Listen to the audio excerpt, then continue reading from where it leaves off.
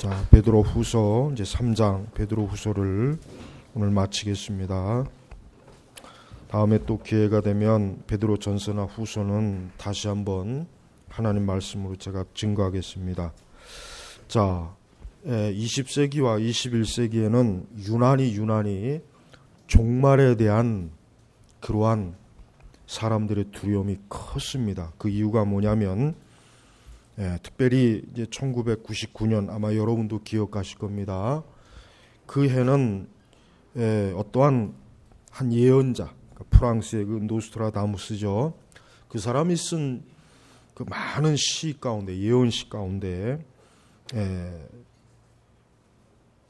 사실은 뭐 그게 1999년이라고 하기는 참 그렇지만 어쨌든 오래 전부터 그 시편에 보면은 그가 예언한 그 예언서에 보면은 하늘에서 공포의 대왕이 내려올 것이다라는 그러한 예언 구절로 인해서 특별히 1999년 그 해를 앞두고 전 세계에서 참으로 어떠한 종말이 오는 것이 아닌가 하고 많은 사람들이 두려워했어요. 근데 문제는 노스트라다무스의 그 예언 시가 굉장히 많습니다. 한 500편이가 더 넘을 거예요. 근데 문제는 뭐냐면 그 사람을 전문적으로 연구하는 학자들도 얘기하는 게 뭐냐면 노스트라다무스의 시는 사실 해석하기가 너무 어렵다. 여러분 이런 말 있죠. 귀에 걸면 귀걸이, 코에 걸면 코걸이라고 해서 어떤 방향으로 해석해든지 다 된다는 거예요. 그러니까 사실은 그 예언을 가지고 뭐 이렇다 저렇다 하기는 참으로 어렵다는 것입니다. 또 역시 21세기에는 그 2012년 마야의 그 달력에 2012년이 인류의 종말이다 해가지고 또 그런 주제를 가지고 책도 나오고 영화도 나오고 해서 또 많은 사람들이 시끄러웠습니다. 이렇게 우리가 역사적으로 보면은 이 세상에 대한 종말의 그 두려움과 공포는 사실 그 이전에도 많이 있었습니다. 아마 앞으로도 꼭 있을 것입니다.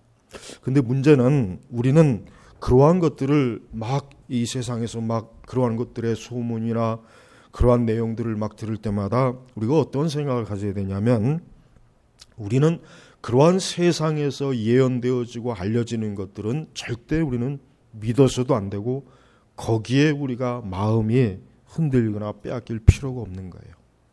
누가 어떻다더라. 누가 이 세상에 어떻게 종말이 온다더라. 내년에 세상에 종말이 온다더라. 내년에 무슨 일이 일어난다더라. 앞으로 장래. 우리는 하여튼 누가 얘기하든지 일체 그런 얘기에 신자들은 귀를 기울이면 안 되고 거기에 마음이 빼앗기면 안 돼요.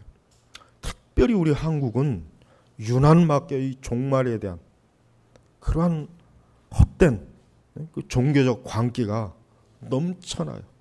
지금도 기억하지만 그 1992년 그 이장님 그 양반이 그 다미선교회라고 여러분 기억하시죠? 여기 우리 장년부들은 아마 기억할 거예요.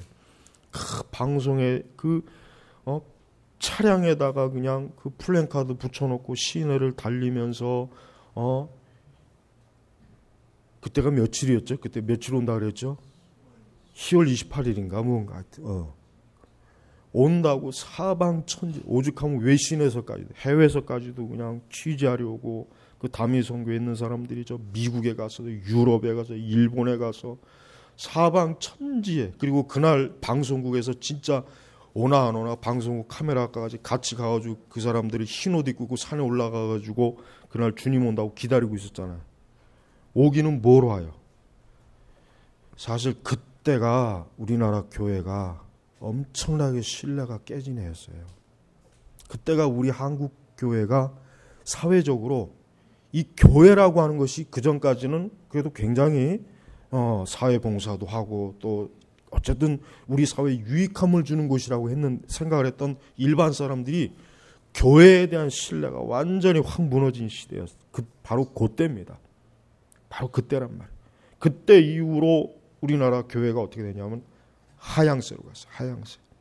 너무나 많은 사실은 그때 무슨 일이 있었냐면은 일반 기존 교회에서도 겉으로는 저놈들 이단이다, 저놈들 잘못됐다, 저들 거짓, 그렇게 얘기하면서 한편으로 무슨 생각 갖고 있었냐면 그래도 혹시 또 모르지 않느냐, 그런 기대를 갖고 있었어요. 그때 그랬단 말이에요. 그러니까 그때 우리나라 많은 다른 교회에서도, 신예에서 기성교회에서도 야, 저 다미생교회는 이단이야, 야, 쟤들은 지금 아주 거짓된 종말론으로 지금 미혹하고 있는 거니까 조심해 하면서도 한편 속으로는 그래도 혹시 모르지 않느냐, 이런 생각을 가지고 있었어요. 그래서 그때 다미 선교에 있는 많은 사람들도 그 일로 인해서 큰 상처와 그 일로 인해서 말도 그 사람들이야 1차적인 당사자들이니까 결국 예언이 불반이 되었잖아요. 불반. 근데 사실은 많은 다른 교회 사람들도 거기에 대해서 굉장히 어때요? 예수님이 오시는 거에 대한 실망, 낙심, 이거에 대해서 굉장히 어때요? 큰 해를 입었어요. 그러니까 그 일로 인해서 우리 한국교회는 얼마나 이 대외 사회적으로 우리 한국교회가 무슨 취급을 받았냐면 사이비 이단 종파의 취급. 여러분 종교라고 하는 것은 흔히 얘기해서 종교는 두 종류예요. 종교는 두 종류. 어떤 종교입니까? 하나의 종교는 뭡니까? 사회적으로 공인된 종교. 예를 들면 우리 한국 사회에서도 어쨌든 불교나 천주교나 우리 개신교는 역사적으로 전통적으로 설령 여기에 속하지 않은 종교인들지라도 종교라고 하는 그 권위를 인정을 해준단 말이에요. 인정을 해요.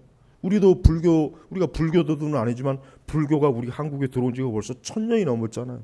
그러니까 어쨌든 우리가 불교를 받아들이면 믿지는 않지만 그래도 불교라는 종교는 그래도 적어도 이성과 상식이 통하는 종교, 이 정도는 알고 있잖아요. 근데 두 번째 부류의 종교가 뭐냐면 사교, 쉽게 얘기하면 잡종교라는 거예요. 그건 사회적으로도 인정을 안 하는 거예요. 그래서 세상 사람들이 야, 무슨 종교? 뭐라고? 그 종교가 뭐야? 이해 못할 종교. 그 사교 집단이에요. 보통 사회에서도 사교 집단이라고 해요. 사교 집단. 우리 개신교가 사교 집단이 돼버렸어요. 여러분, 한국교회에서 한때는 1980년대에는 마치 이제 대한민국 전체를 복음화할 것처럼 그렇게 기세등등했던 우리 개신교가 그 1992년 그 다미 선교회 그 거짓 종말론의 사건으로 인해 가지고 우리나라 이 개신교가 사교 집단이 돼버렸어요. 그러니까 잡종교가 돼버렸단 말이에요. 사회적 인식이. 그래서 교회를 다닌다 그러면 야, 너 그 이상한 그 종말론 거기, 여러분 세상 사람들이 다미선교회하고 정통교회하고 무슨 구분해요? 못하잖아요. 못합니다. 여러분 우리가 저 불교도 조계종만 있습니까? 천태종도 있고 원불교도 있어요. 솔직한 얘기로 그 일반 우리 교인들이 불교는 다 불교지 천태종이 뭐고 그거 구분해요? 그거 구분할 줄 압니까? 못해요. 못한단 말이에요. 그걸 구체적으로 연구하지 않는 한. 천주교도 마찬가지죠. 천주교도 여러분, 천주교도 하나만, 물론 하나의 큰 체제지만 그 안에는 파가 있어요. 또 천주교도 파가 있단 말이에요. 마치 우리 개신교 안에 이 교파가 있는 것처럼. 그러나 어쨌든 천주교는 천주교라고 하지 그 안에서 제수이파니 프란체스코파니 이런 걸 구분하는, 누가 그걸 구분해? 천주교 자체도 모르는 판인데 마찬가지예요. 세상 사람들이 교회하면은 신천지인지 하나님의 교회인지 통일교인지 여호와의 증인인지 전혀 모릅니다. 전혀 몰라요. 교회 다니는 분들도 모르는 판인데 저 바깥에 있는 사람들이야 다 십자가 걸어놓고 예수 얘기하고 하나님 얘기하고 성경 들고 다니면 다 같은 종교인 줄 알지 저들은 이단이래. 그걸 어떻게 알겠어요? 여러분, 그래서 이 종말의 문제는 참 어려운 문제예요. 아주 이 문제를 가지고 마귀가 얼마나 이 교회를 휘두르는지 말도 못해요. 그래서 여러분 다미 선교회도 참 어리석은 집단이었어요. 어리석은 집단이에요. 여러분 성경에 정말 조금이라도 성경을 안다면 어떻게 예수님이 10월 28일 날 왜 옵니까? 쓸데없이. 그날은 절대 안 올 날이에요. 적어도. 왜? 어쨌든 예수님이 그 날과 시간은 예수님 자신도 모른다 그랬어요. 네? 그러니까 적어도 그때 저는 그 생각, 다른 날은 모르겠지만 10월 28일은 절대 예수님 안 올 거다. 다른 날은 모르지만. 여러분, 이건 너무나 상식적인 거예요. 여러분, 무슨 뭐 해석학을 엄청나게 공부해야 그거를 구별할 수 있습니까?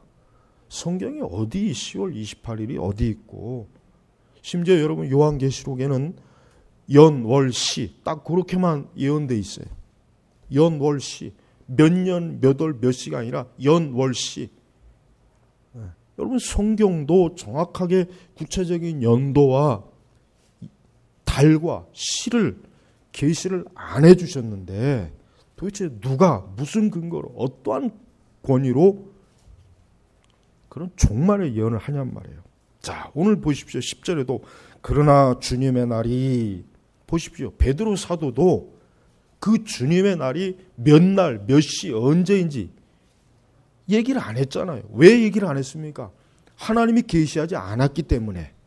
계시하지 않았기 때문에 안 한 거예요. 근데 만약에 베드로가 여기서 좀 자기가 한번 추측을 해서 해볼까? 그러면 어떻게 해요? 그건 큰일 나는 일이죠. 그건 큰 죄를 짓는 거예요.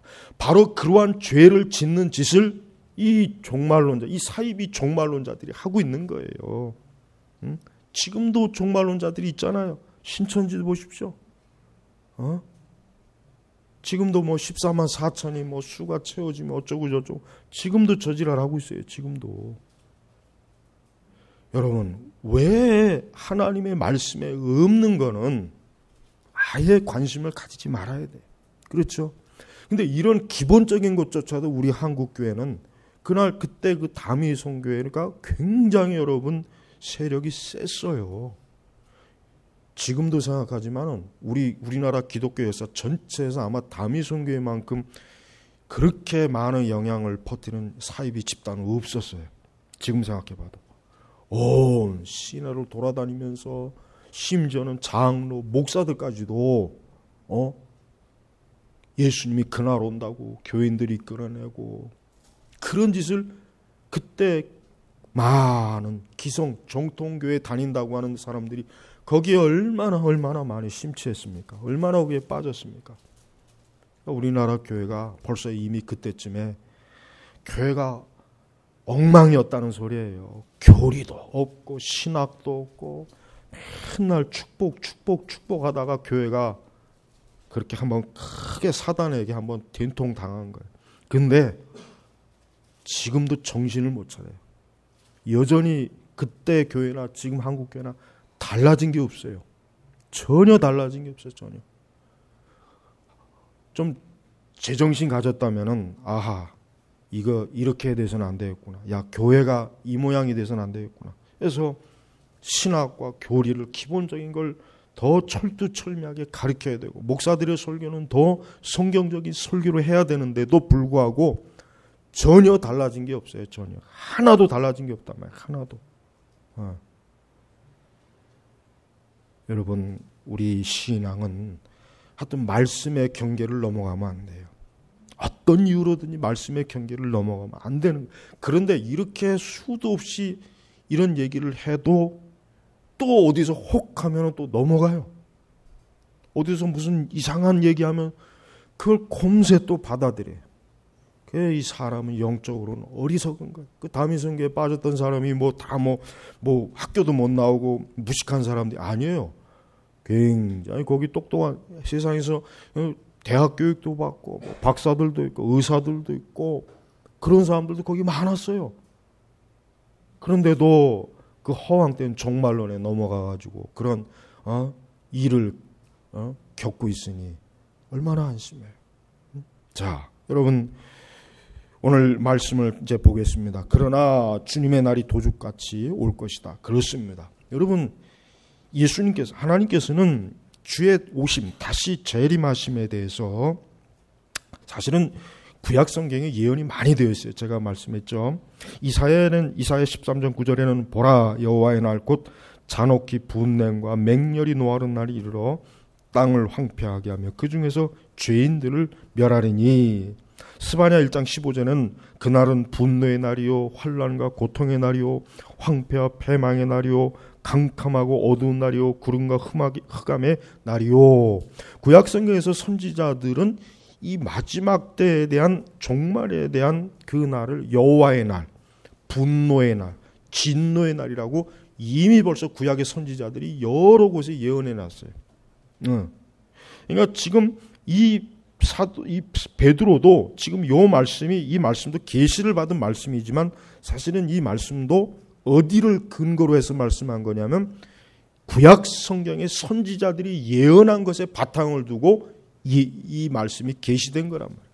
그냥 뜬금없이 갑자기 주님의 날을 얘기한 게 아니에요. 이미 벌써 구약 성경의 요엘 선지자, 특히 요엘 선지자도 그렇고 진노의 날, 여호와의 날, 분노의 날, 이 날이 이미 벌써 예언이 돼 있단 말이에요. 그러니까 사실은 이 세상의 종말이나 이 세상의 심판에는 낯선 게 아니에요. 이미 벌써 하나님께서는 구약 성경에 다 예언을 했고 다 이미 미리 알려줬어요. 그래서 신약의 교회들이 그 구약 성도들의 구약 성경을 보고 아하, 앞으로 종말이 이렇게 오는구나 라고 하는 것을 어느 정도 다 알고 있었단 말이에요. 네. 그래서 오늘도 이렇게 주님의 날이 도둑같이 올 것이요 그때 하늘이 큰 소리를 내며 사라지고 원소들은 불에 타서 풀어지고 땅과 그 안에는 모든 일들이 드러날 것이다. 그렇습니다. 구약 성경에 예언되어 있는 그 예언의 말씀을 그냥 한 문장으로 압축을 한 거예요. 압축을 한 것이란 말이에요. 그러니까 여러분, 주의 다시 오심, 세상의 심판, 종말, 이 세상이 마지막 때에는 반드시 있어요. 오기는 와요. 그 날이 실제로 오기는 옵니다. 현실로. 그러나 절대 그 날에 대해서 교회는, 우리 신약교회는 제발 거짓된 종말론자들에게 속지 않도록 해야 돼요. 속지 않도록 해야 된단 말이에요. 응? 예수님도 그랬잖아. 예수님도 마지막 때 인자가 여기 있다, 저기 있다. 그거 다 거짓말이란 말이야. 거짓말. 그런데도 실제로는 안 것이. 지금도 여러분 또 어디서 기상천외한 종교 사기꾼이 나타나갖고 또 뭐 올해 뭐 12월 마지막 날 예수님이 온다더라. 그렇게 여러분 떠들어대면요, 거기에 추종할 사람 아무리 못 잡아도 우리 한국교회 10,000명은 될 거예요. 교회를 새로 세우고 싶으면은 그렇게 하면 될 거야. 여러분, 이게 정말 문제예요. 여러분, 도둑같이 올 것이다. 도둑같이 올 것이다. 여러분, 도둑이 예고하고 오는 거 봤어요? 내가 몇 날 몇 시에 너희 집에 도둑질하고 할 테니까 기다리고 있으라. 도둑이 그러는 거 봤냔 말이에요. 그래서 굳이 도둑이라는 말을 쓴 이유가 참 표현을, 그러니까 정말 성경의 말씀은 필요 없는 말씀이 1.1획도 없어요. 다 필요한 거예요. 한 문장, 한 단어도 필요 없는 게 없어요. 이 도둑같이 올 것이다. 예고 없이 온다. 느닷없이 온다 이거예요. 응? 그러나 우리가 어떻게 준비해야 되는지에 대해서 지금 베드로 사도가 어떻게 얘기합니까? 하나님의 11절에 이 모든 것이 이렇게 풀어질 것이니 너희는 어떠한 사람이 되어야 하겠느냐. 자, 어떠한 사람이 되어야 하겠느냐. 베드로는요, 하나님께서는, 하나님 말씀은 너희가 정말 그 자체에 집중하지 말아라 이거예요. 언제 올 것이다. 언제 올 것이다. 그날 그 시간 집중해가지고 그날 흰옷 입고 머리 풀어헤치고 있지 말고 뭐라고 그랬습니까? 뭐라고 했어요? 거룩한 행실과 경건함으로 어떠한 사람이 되어야 된다고요? 거룩한 행실과 경건함으로 준비하라 이거예요. 흰옷 쳐입고 산 위에 올라가서 머리 풀어헤치지 말고, 주님 오신다고 플랜카드 풀어치고 유튜브에다 무슨 뭐 전쟁이 일어날 것이다 어쩌고 저쩌고 떠들어대지 말고 뭡니까? 거룩한 행실과 경건함으로. 이 거룩한 행실과 경건함이 뭐겠습니까? 이게 뭘 말하는 게 거룩한 행실과 경건합니까? 이거 뭡니까? 우리 하나님의 백성들이 그리스도를 믿는 믿음 안에 있으라 이거예요. 여러분, 종말이 어떤 식으로 오든지 그건 우리 그리스도인들에겐 아무 상관이 없는 거예요.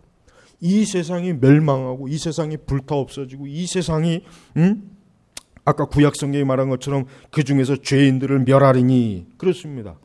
진짜 종말이 오면 두렵고 무섭고 떨어야 될 사람은 우리 성도가 아니라 죄인들이에요. 예수 그리스도를 믿는 그리스도인들은 종말의 날에 대해서 사실 두려워할 게 없어요. 종말의 날에서 전혀 두려워할 것이 없어요. 그래서 경건함, 그리스도를 믿는 믿음으로 또 뭡니까? 하나님 말씀에 순종하는 게 경건한 행실과 경건함이에요.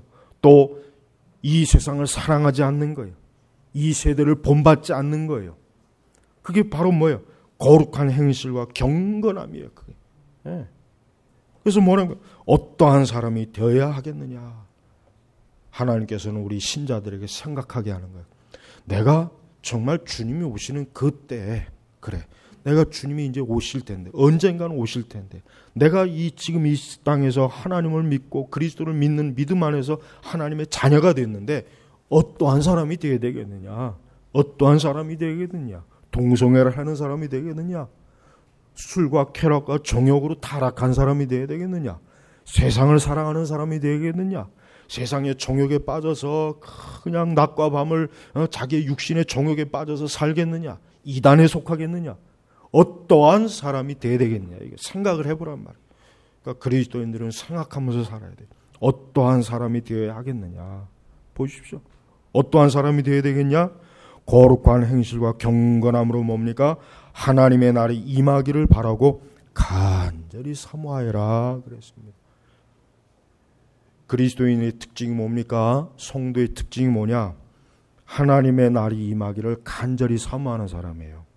하나님의 날이 임하기를 간절히 사모하지 않는 사람은 그리스도인이 아니에요. 그 사람은 애초부터 예수님 오는 거 반갑지도 않고 예수님 오는 거 기다리지도 않았고 애초에 예수님에 대한 마음이 없었기 때문에 뭐 예수님이 오든지 말든지 그게 내 뭔 상관이냐. 나는 올여름 그저 아주 좋은 휴가만 보내면 되는 것이다.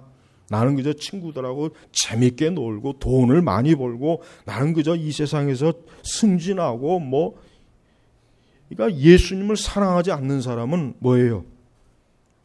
간절히 사모하지 않아요. 하나님의 날, 여호와의 날, 주의 다시 오시는 주님의 날을 사모하지 않아요.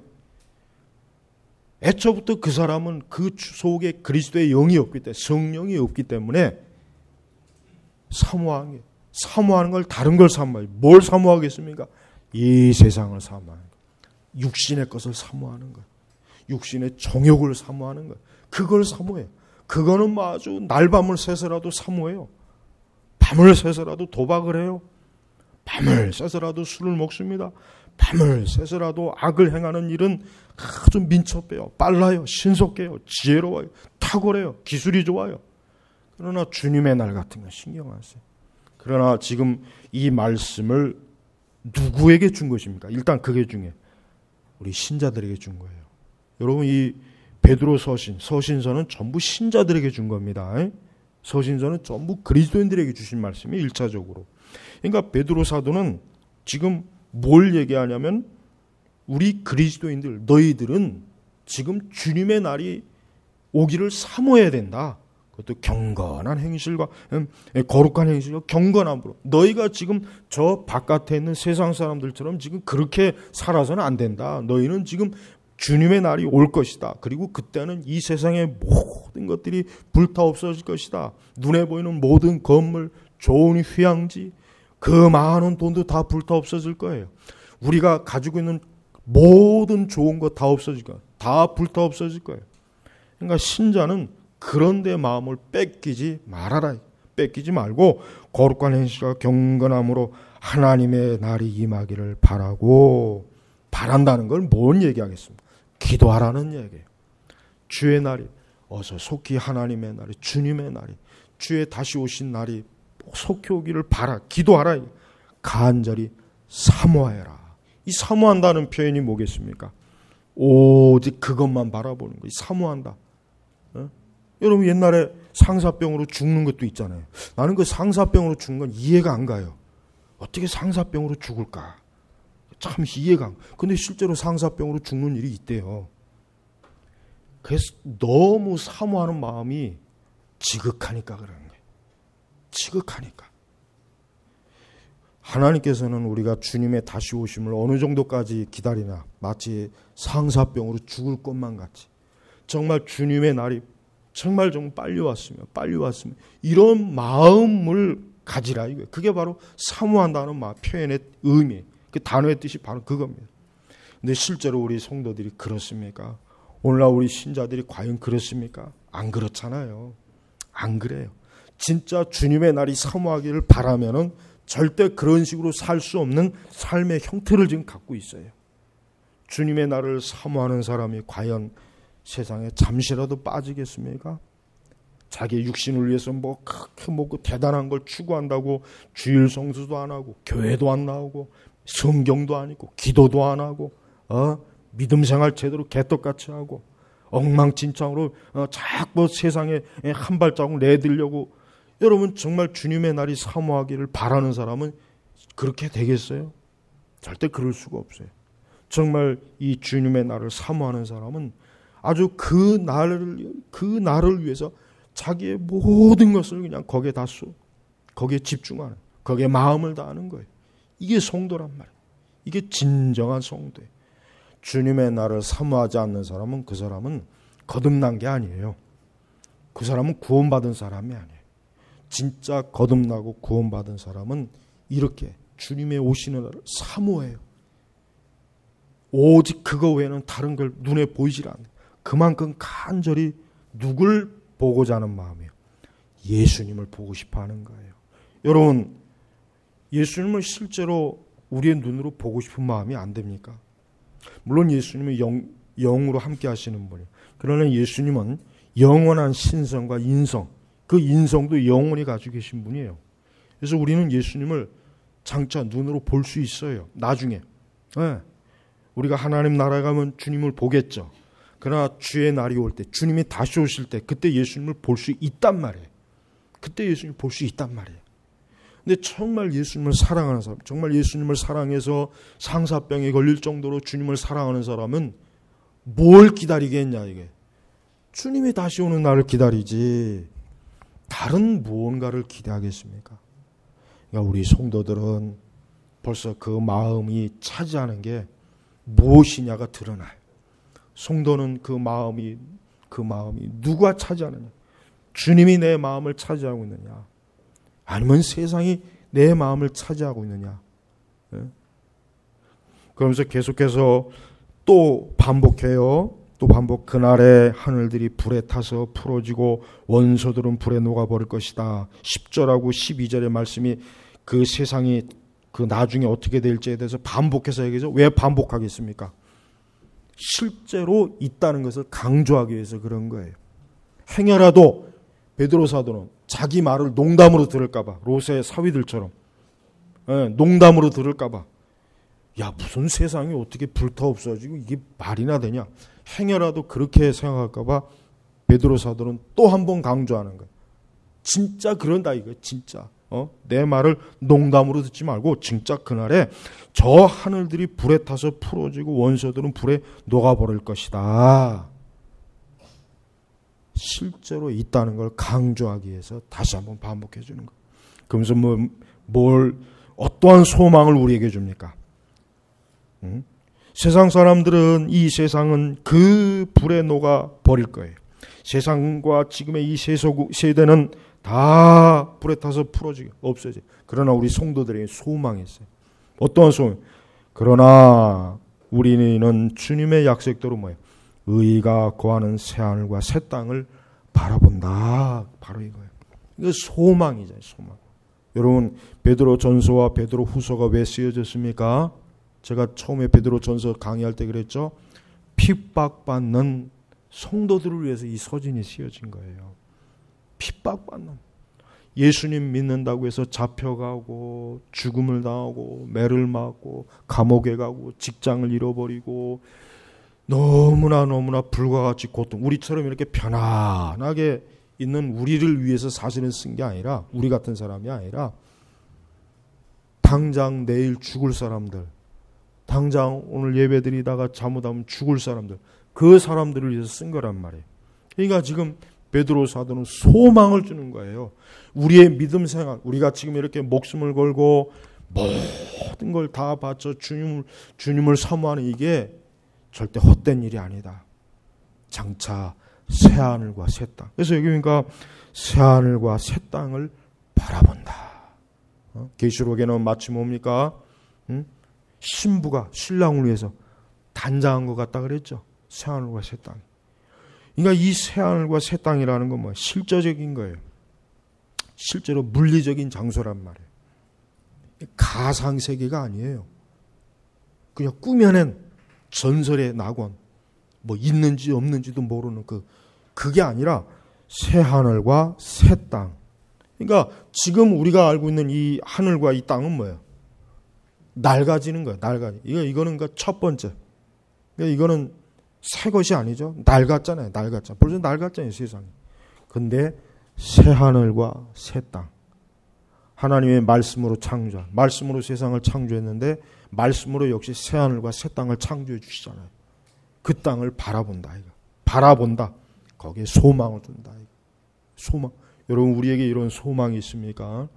우리 성도는요, 이 새 하늘과 새 땅에 대한 소망이 있어야 돼요. 여러분, 우리는 종말이 중요한 게 아니에요. 종말이 어떻게 오든 그게 뭔 상관입니까? 중요한 거는 우리 성도들을, 우리 신자들, 우리 하나님의 자녀들을 위해서 하나님께서 새 하늘과 새 땅을 우리에게 주신단 말이에요. 그러니까 우리는 거기에 대한 소망이 있어요. 여러분, 세상 사람들은 뭐 종말 얘기하면 막 두려워하고 겁을 내고 어떻게 될까 막 벌벌 떨잖아요. 괜히 막. 그러나 우리 신자들은 종말에 대해서 그럴 필요가 없어요. 아하, 우리 주님께서 새 하늘과 새 땅을 주시겠구나. 야, 이제는 이 옛 하늘과 옛 땅에서의 모든 고통과 괴로움과 슬픔과 고난과 질병과 죽음과 이게 다 사라지겠구나. 얼마나 소망이 넘쳐. 이런 소망으로 살아있기 때문에 그 불같은 고난을 이겨낸 거란 말이에요. 우리가 비록 물리적이고 큰 고통은 없지만 그러나 우리에게는 또 다른 큰 유혹이 있어요. 그건 이 세상이라고. 우리 시대는 모든 게 다 풀어졌어요. 자유롭잖아요. 그리고 세상은 너무나 재미있어요. 세상은 너무나 즐거워요. 진짜 육신의 감각과 쾌락을 가지고 놀 게 너무나 많아요. 너무나 좋은 세상이에요. 육적인 사람에겐 최고로 좋은 세상. 그래서 나이 드신 할아버지 할머니들 가끔 그러잖아요. 아우, 나도 좀 이런 세상에서 젊어봤으면 그냥 아주 한 시대를 좀 신나게 놀다가 죽을 텐데. 그렇습니다. 지금 우리는 사실 참 신앙생활을 하나님의 나라를 사모하고 주의 오심을 사모하기가 어려운 시대. 왜? 마귀가 이 세상이 우리 앞에 다른 것들을 눈에 보여주거든요. 다른 맛을 자꾸 보여주려고 그래요. 그래서 빼앗아요. 영적이고 신령한 것들을 빼앗아요. 그것들을 빼앗아요. 야, 이게 재밌어, 이게 재밌어. 야, 지금 지루하게 지금 이 더운데 성경 읽을 때니, 기도할 때냐, 지금 책을 읽을 때냐, 오늘 예배 갈 때냐, 지금 좋은 게 얼마나 많은데, 신나는 게 얼마나 많은데, 재밌는 게 얼마나 많은데, 그렇게 한심스럽게 네 인생을 그렇게 허비하면 어떻게 하냐? 젊을 때 실컷 놀아라. 기운 있을 때 실컷 먹고 마시고 놀아라. 언제 돌아오겠느냐? 여러분, 세상이 우리에게 날마다 유혹해. 날마다 보는 거, 듣는 거, 보고 듣는 거, 우리가 느끼는 거, 이게 얼마나 이 자극이 심합니까? 그러니까 이런 것에 넘어가면 우리 신앙이 어떻게 죽잖아요. 영적으로 숨이 막혀버린단 말이에요. 자, 계속합니다. 그러므로 그렇습니다. 또 역시 그러므로, 즉 새하늘과 새 땅을 바라보는 우리 신자들, 그러므로 사랑하는 자들아, 그렇습니다. 새하늘과 새 땅은 누가 들어갑니까? 예수님께서 사랑하는 자만 들어가는 거예요. 예수님이 사랑하는 자만 들어가는 거예요. 사랑하는 자들아, 너희가 이것을 바라보고 있으니, 지금 바라보고 있습니까? 지금 이것 정말 바라보고 있습니까? 새하늘과 새 땅 바라보고 있습니까? 우리가 정말 우리의 양심에 정말 나는 매일매일 새하늘과 새 땅을 바라보고 있습니까? 아니면 세상을 바라보고 있습니까? 뭐랍니까? 주님 앞에서 다시 한번 뭐예요? 주님 앞에서 아까 거룩한 행실과 경건함을 또 반복해요. 점도 없고, 이제는 점도 없고 흠도 없이 평강 가운데 나타나도록 힘쓰라. 힘쓰라 이거예요. 힘쓰라 이거예요. 응? 지금 우리가 그렇게 하고 있습니까? 그렇게 하고 있어야 돼요. 지금 우리가 이 점도 없고 흠도 없이 그리스도의 피로 우리의 죄가 씻어졌어요. 그러나 그것으로 끝나면 안 돼요. 뭡니까? 거룩한 행실과 경건함이 바로 뭐예요? 그게 바로 점도 없고 흠도 없이. 그러니까 우리 성도는 모든 면에서 정결해야 돼요. 우리의 마음, 우리의 생각, 하여튼 머리끝부터 발끝까지, 그리고 우리가 하는 모든 삶의 형태 자체도, 우리는 세상 사람들과 삶의 형태 자체가 완전히 달라야 돼. 모든 게 달라야 돼. 우리는 하나님을 믿는 사람, 우리는 그리스도를 믿기 때문에 우린 그런 삶의 방식, 태도 우리에게 맞지 않아. 그건 죄인들의 태도야. 그건 멸망할 자들이야. 그건 세상을 사랑하는 사람들이라 그렇게 사는 거야. 우린 그렇게 안 살아. 바로 그걸 얘기하는. 응? 그러니까 점도 없고 흠도 없이 평강 가운데 나타나도록 힘써라. 그러니까 성도는 매일매일 자신의 영혼의 거룩, 자신의 육신의 거룩한 행실, 경건함, 이게 바로 뭐예요? 이게 바로 영적 전쟁이에요. 이게 사실 영적 전쟁이고 이게 영적인 삶의 태도란 말이에요. 그래서 뭐요? 또한 우리 주님의 오래 참으심이 구원이 된 줄로 여겨라. 우리의 사랑하는 형제 바울도 그가 받은 죄를 따라 이와 같이 너희에게 썼다. 우리 주님의 오래 참으심. 예수님께서 만약에 오래 참아주지 않았으면 얼마나 많은 죄인들이 멸망하겠느냐. 그러면서 특히 바울, 여기서 베드로 사도는 이 바울 사도를 얘기합니다. 바울도 그가 받은 지혜를 따라 이와 같이 너희에게 썼다. 그가 모든 편지에서, 그렇죠? 우리 그 신약성경 바울 서신들 많죠. 이것들에 관하여 바울도 역시 뭐예요? 내가 지금, 그러니까 베드로 자신이 지금 말한 마지막 때 하나님의 심판, 죄인들의 멸망, 성도들의 경건함, 바울도 역시 같이 썼지 않느냐? 썼잖아요. 예, 로마서에 썼죠. 갈라디아에 썼죠. 바울도 얼마나 많이 베드로가 말한 걸 그대로 썼지 않습니까? 그 중에 어떤 것들은 이해하기 어려운데, 그러니까 바울 서신이 좀 어려운 게 있잖아요. 어려운데 오죽하면 베드로도 어렵다 그랬어요. 베드로도 어렵다는데 어떤 놈은 베드로보다 더 똑똑한 자가 하나 있어요. 무식하고 굳세지 못한 자들. 누굽니까? 이게 바로 이만희 같은 놈들이에요. 이게 바로 하나님의 교회 그 사입 이단들, 그 무식하고 굳세지 못한 자들이 다른 성경들처럼 이것들을 억지로 참 베드로는 이 단어가 직설적이에요. 헬라 원어도 마찬가지. 직설적이에요. 직설적. 이게 두루뭉실하게 표현 안 하고 아예 그냥 그 베드로 성격 자체가 굉장히 남성적이잖아요. 그러니까 직설적이에요. 억지로 해석하다가 스스로 뭐예요? 파멸에 이르고 있다. 여러분, 성경 해석이 얼마나 중요한지 우리가 알아야 돼요. 자, 다미성교회도 봐요. 어쨌든 그들도 그들 나름대로 성경을 해석하고 하자 보니까 10월 28일에 올 것이다. 분명히 그렇게 했을 거예요. 걔들이 뭐 그냥 아무 뜬금없이 그러진 않았을 거란 말이에요. 근데 실제로 뭡니까? 억지로 해석하다 스스로 파멸에 이른 거예요. 여러분, 이단이 왜 이단입니까? 성경을 억지로, 이 억지라는 게 뭔지 아세요? 여러분, 성경을 해석할 때는 일단 막연히 성경 해석하면 돼요. 일단 이성적으로, 철저하게 지식적으로. 그래서 성경을 문법적, 역사적으로. 성경을 해석할 때는 막연히 이게 하나님 말씀이니까 굉장히 신비한 방법으로 성경을 해석해야 된다 하면 그게 바로 이제 억지로 해석하는 거예요. 성경을 해석하려면은 정상적인 지적인 지식이 있어야 돼요. 이성이 정상적이어야 돼요. 생각이 발라야 돼요. 바른 판단력과 사고력이 있어야 돼요.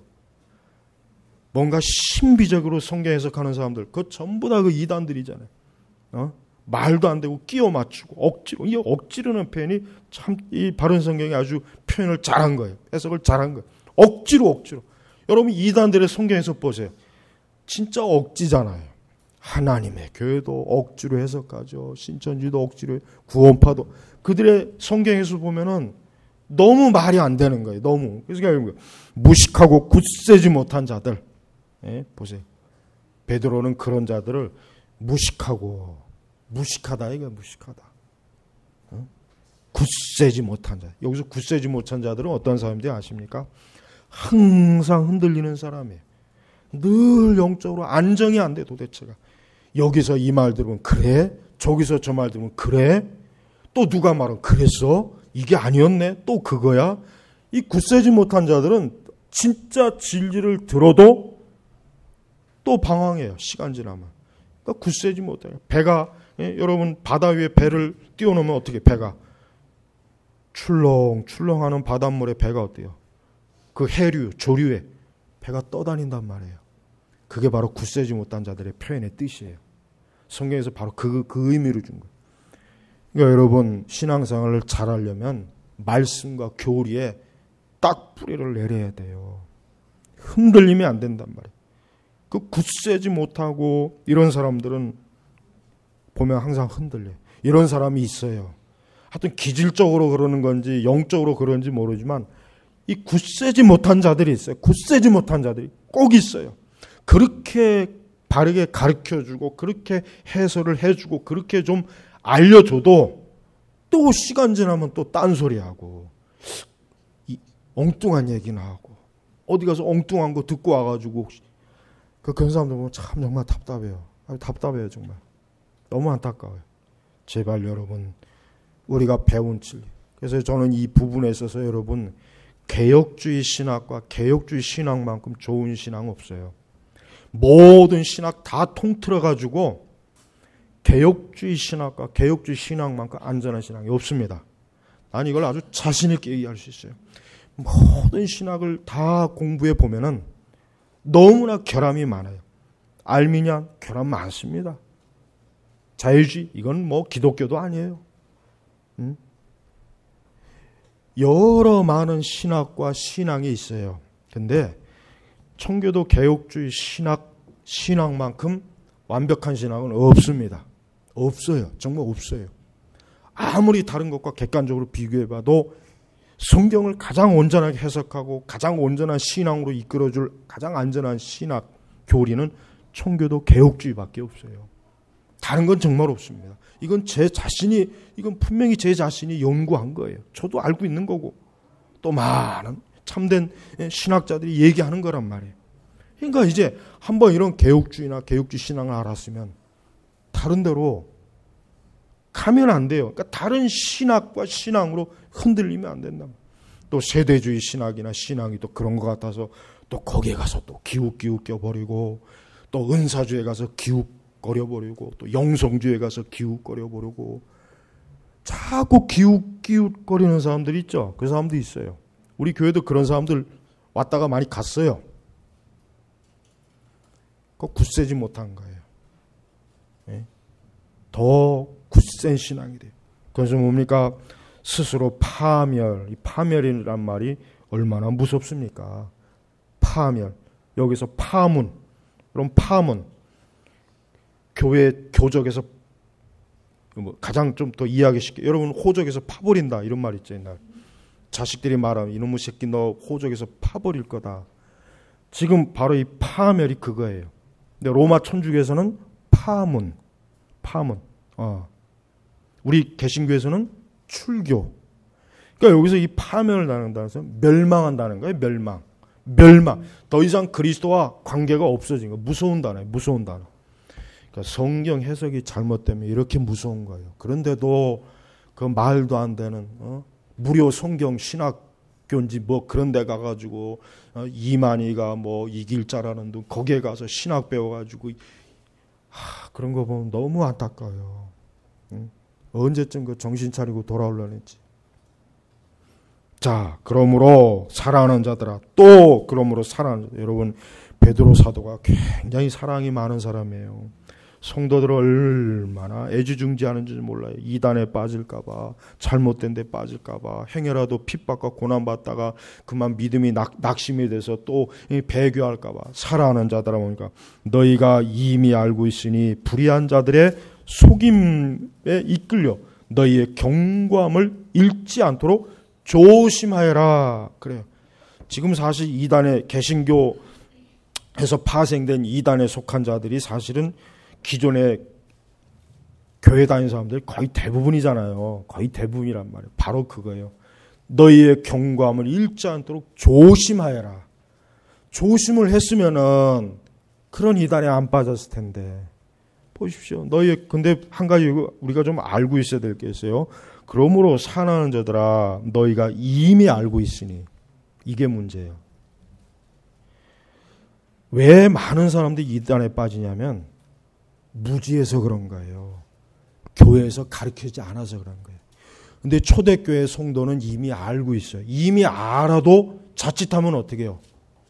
경고함을 잃어서 이단에 빠지는데 오늘날 교회같이 이렇게 개떡같이 교리도 안 가르치고 신조도 안 가르치고 성경도 비성경적 해석하고 이러면 이건 직방으로 그냥 미혹되는 거예요. 직방으로.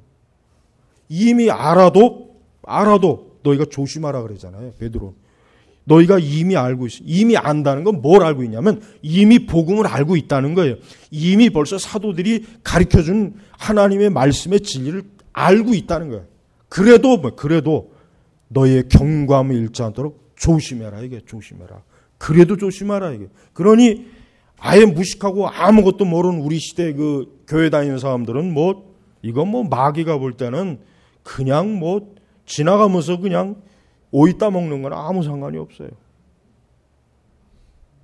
여러분, 우리가 안다고 해서 교만하면 안 돼. 나 이만큼 배웠어. 나 이만큼 알아. 나는 좀 그게 안타까운 게 제가 많은 것들을 이렇게 가르쳐주고 알려주면 어느 시점에서는 마치 다 안다는 식으로 그렇게 반응을 보이는 사람도 있어요. 내 이제까지 사회가 하다 보면 내가 속으로 굉장히 건방지다는 생각이 들어요. 그래 얼마나 알고 있는지 어디 한번 두고 보자. 그건 건방진 거예요. 교만한 거예요. 하나님의 진리의 말씀은 죽을 때까지 배우고 알려고 해야지. 난 이제 다 알고 있어요. 이제 괜찮아요. 이런 사람들이 꼭 있어요. 정말 그런 사람도 있어요. 그런 사람들은 오늘 이 말씀을 좀 기억을 했으면 좋겠어요. 오직 우리 주님 곧 구주 예수 그리스도와 그분의 은혜와 그분을 아는 지식 안에서 자라가라. 자라가라 그랬잖아요. 그러니까 여러분 우리가 키는 더 이상 자랄 필요가 없어요. 그러나 영적으로는 자라야 돼요. 영적으로는 성장이 멈추면 안 돼요. 자라가라.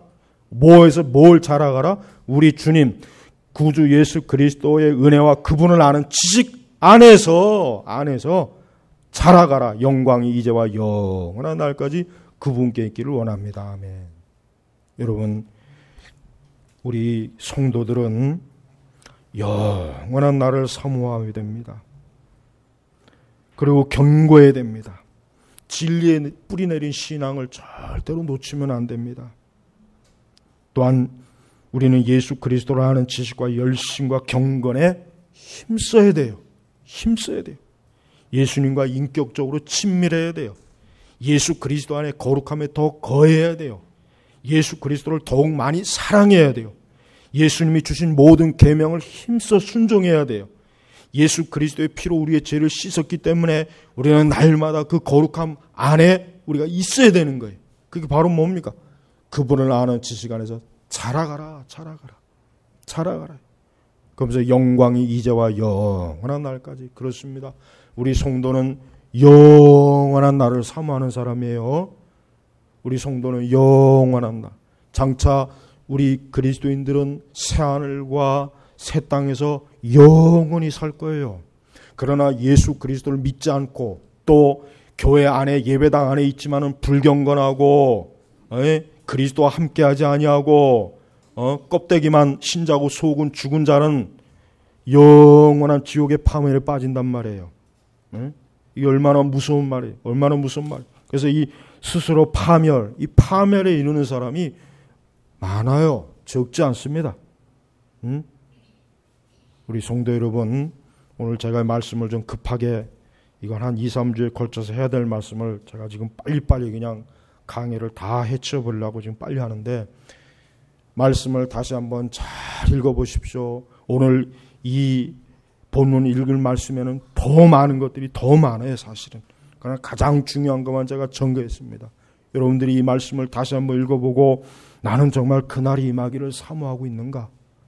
나는 정말 어떠한 사람이 되어야 될지를 정말 진지하게 생각하면서 나는 교회를 다니고 있는지, 나는 정말 이 믿음에 굳게 지금 뿌리를 내리고 있는 건지, 나는 정말 그리스도 안에서 자라가고 있는 건지, 이 네 가지를 여러분 오늘 핵심적으로 잘 마음에 되새기셔서 앞으로 이 새하늘과 새 땅에 들어갈 사람으로서 합당한 자로 그리스도 안에서 자라가시길 주의 이름으로 축복합니다.